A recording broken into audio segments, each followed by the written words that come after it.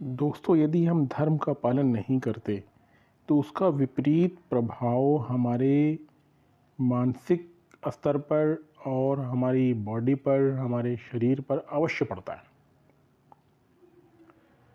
जीवन के अंतिम समय में मनः स्थिति के दो विविध उदाहरणों का हमारे ग्रंथों में उल्लेख हुआ है।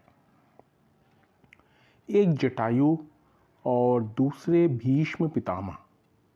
रावण जब सीता जी का हरण करके लंका लौट रहा था, तब जटायु ने अपने प्राणों की परवाह न करते हुए लंकेश का प्रतिरोध किया था। मीन्स उसने अपने धर्म का पालन किया। इसी के विपरीत आप देखिए इतिहास में, जब भरी सभा में द्रौपदी का चीरहरण हो रहा था, तो उस समय उस सभा में सबसे वरिष्ठ और सबसे पराक्रमी भीष्म असहाय होकर मूर्ख दर्शक बने हुए थे। अपनी कुलवधू के ऐसे अपमान पर उन्हें मौन नहीं रखना चाहिए था। यहाँ पर उन्हें अपने धर्म का पालन करना चाहिए था। उन्हें बोलना अवश्य चाहिए था जो उनके आंखों के सामने गलत हो रहा था। उन्हें भी जटायु की भांति अपने सामर्थ्य का प्रदर्शन करके उस कुकृत्य को रोकने का प्रयास अवश्य करना चाहिए था। भीष्म तो इतने बड़े महारथी थे कि सभा में उपस्थित सभी धुरंधरों पर अकेले ही भारी पड़ते, किंतु उन्होंने ऐसा नहीं किया।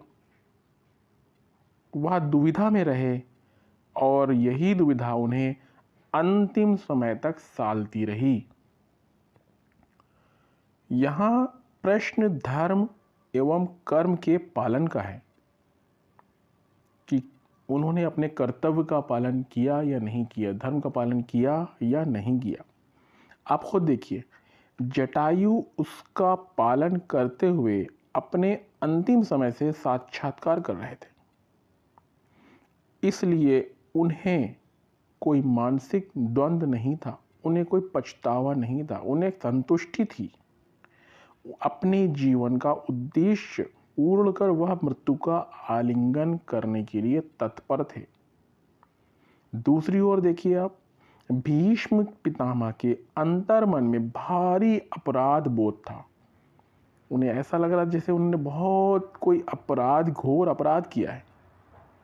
इसी कारण बाढ़ की शैया पर उन्हें भले ही शारीरिक पीड़ा न हुई हो, किंतु मानसिक संताप और ग्लानि उन्हें भीतर तक घेरे रही। इसी स्थिति में उन्होंने मृत्युलोक से विदा ली।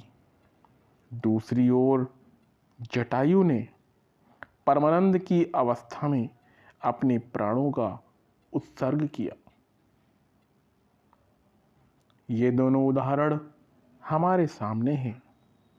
उनसे सीख लेते हुए हमें अपने जीवन में न तो अनैतिक कार्यों में संलिप्त रहना चाहिए, और यदि हमारे समक्ष ऐसा कुछ भी दोस्तों घटित हो तो उस पर मौन कभी न रहें।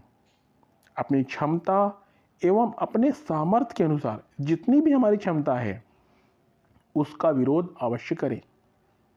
इससे मन में कोई अपराध बोध नहीं रह जाता।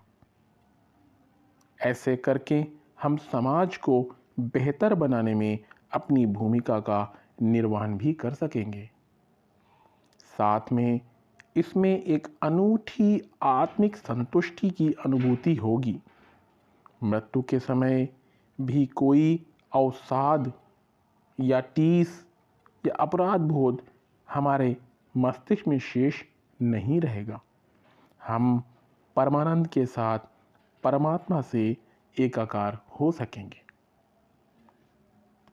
चाहे कैसे भी स्थिति हो, हम अपने धर्म का पालन करना चाहिए, और अगर हम चाहें तो अवश्य कर सकते हैं।